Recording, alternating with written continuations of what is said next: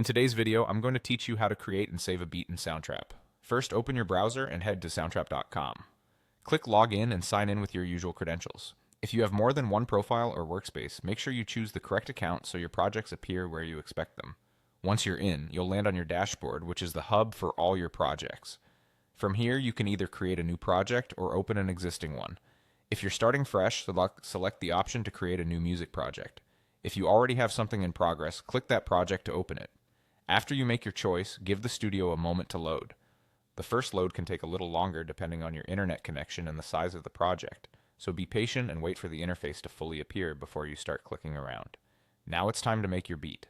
In the studio, you can use loops, virtual instruments, or your own recordings. Start by setting a tempo that matches the vibe you're going for. You can add a drum pattern with a drum machine or a loop, then build around it with a bass line, chords, and melodic elements. If you're recording MIDI, the quantize feature can help tighten your timing. Keep an eye on your levels so nothing clips, and use the metronome if you want a steady guide as you record. Headphones help you hear details clearly and prevent feedback. As you work, try organizing your ideas into sections, like intro, verse, and chorus, so the track flows naturally.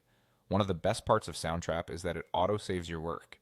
You'll often see a small indicator showing that changes are being saved. This means you don't have to constantly hit save, but it's still a good habit to wait a second after a big edit to make sure the autosave completes. Giving your project a clear name makes it easy to find later.